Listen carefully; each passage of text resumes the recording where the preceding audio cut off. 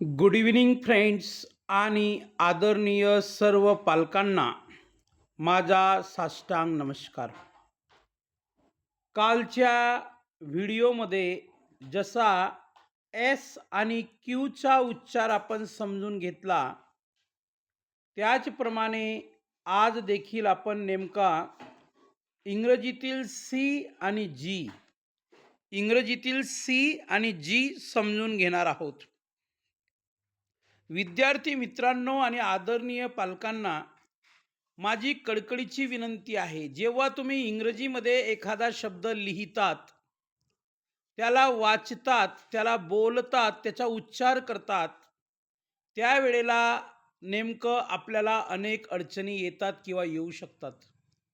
मग त्या अडचणी येऊ नये, त्या अक्षराचा योग्य उच्चार समजावा आणि तो पण नियमात सहित समजावा, या दृष्टीने माझा प्रयत्न आहे.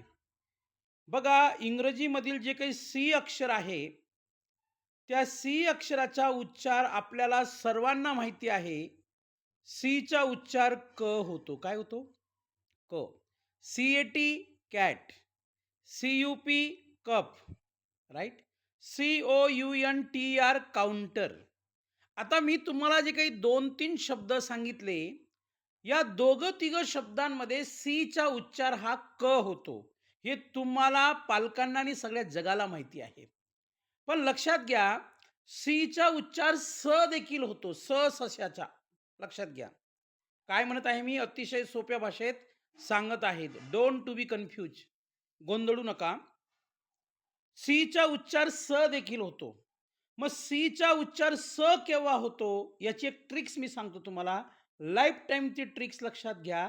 तुमचं सी बाबतीत कोणतंही कन्फ्युजन राहणार नाही. That's all. बघा, एरवी सीचा उच्चार क होतो हे मी आपल्याला सांगितलेलं आहे. पण जेव्हा जेव्हा इंग्रजी शब्दांमध्ये सी नंतर तुम्हाला ई, आय आणि वाय, काय म्हटलं मी?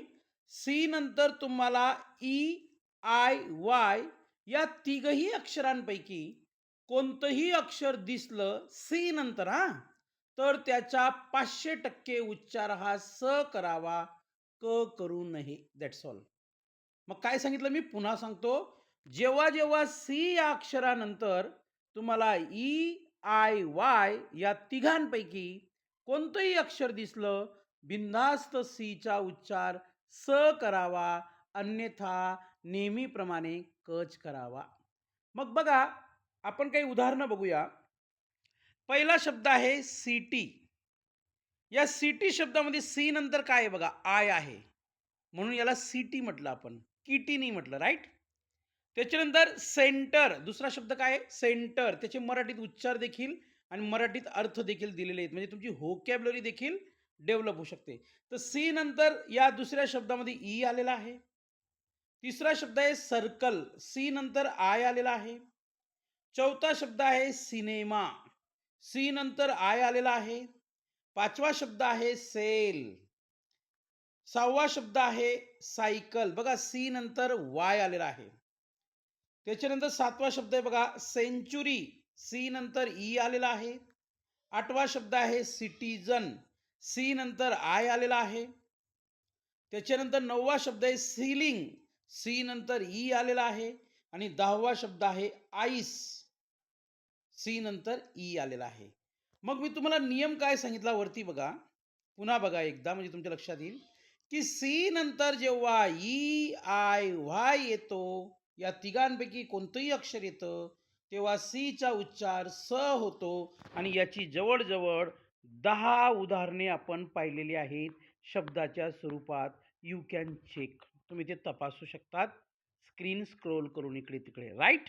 चला, त्याचप्रमाणे इंग्रजीमध्ये अजून एक अक्षर तुम्हाला स्पेलिंग तयार करण्यासाठी, वाचन करण्यासाठी, लिहिण्यासाठी, उच्चार करण्यासाठी अडथळा निर्माण करतं. ते लेटर म्हणजे जी. आता उजव्या बाजूला बघा तुम्ही स्क्रीनच्या, जी. आता जीचा सर्वसाधारण उच्चार हा इंग्रजीमध्ये ग होतो. गवताचा. इंग्रजीमध्ये जीचा उच्चार सर्वसाधारणपणे गवताचा होतो. पण लक्षात घ्या, जी नंतर जेव्हा इंग्रजीमध्ये ई, आय, वाय, सी प्रमाणेच हां. इंग्रजीच्या शब्दांमध्ये जी नंतर जेव्हा ई, आय, वाय या तिघांपैकी कोणतंही अक्षर येतं लक्षात घ्या.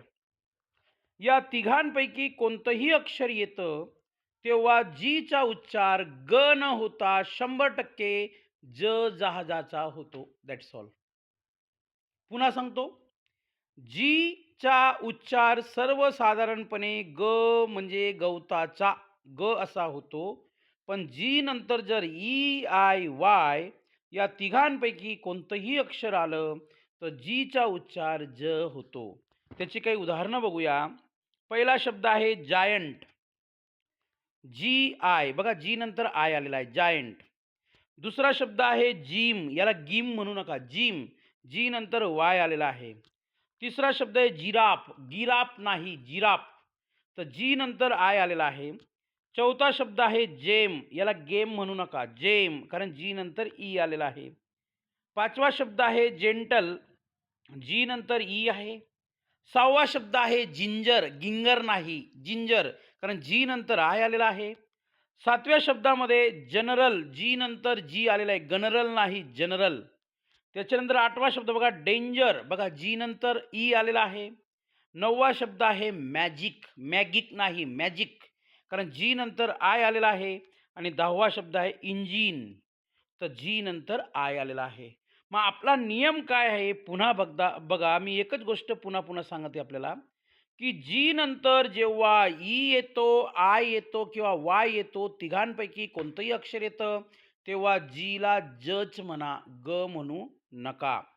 तर निश्चितच हा व्हिडिओ आपल्यासाठी ज्ञानवर्धक, माहितीपूर्ण, नॉलेजेबल, स्किलफुली ठरला असेल असं गृहीत धरतो आणि आपला आपल्याला नमस्कार करतो, आपले आशीर्वाद घेतो. पुन्हा एकदा सांगतो, ज्या विद्यार्थ्यांना, ज्या पालकांना, ज्या गृहिणींना, ज्या नोकरदारांना, जे वेगवेगळे जॉब करतात, थोडक्यात सांगायचं म्हटलं, ज्यांना कुणाला घरी बसून इंग्रजी शिकायची असेल, इंग्रजी वाचन, इंग्रजी लेखन आणि इंग्रजी संभाषण, तर माझा नंबर नोट करा 9325676747 या माझ्या व्हॉट्सअप नंबरवर आपण मला हाय पाठवू शकतात. मी तुम्हाला योग्य त्या शुल्कमध्ये, योग्य त्या फीसमध्ये फोनिक्स प्लस इंग्लिश स्पोकनची नोट्स पाठवू शकतो. जेणेकरून आपलं वाचन, लेखन आणि दुसऱ्या बाजूला संभाषण देखील आपल्याला करता येईल, आपल्याला इंग्रजी बोलता येईल. अतिशय सोप्या पद्धतीने मी स्वतः नोट्स तयार केलेले आहेत. त्या तुम्हाला PDF स्वरूपात तुमच्या WhatsAppवर मी सेंड करू शकतो. त्याची फीस आहे मात्र ₹100. किती फीस आहे? ₹100. Thank you very much. धन्यवाद.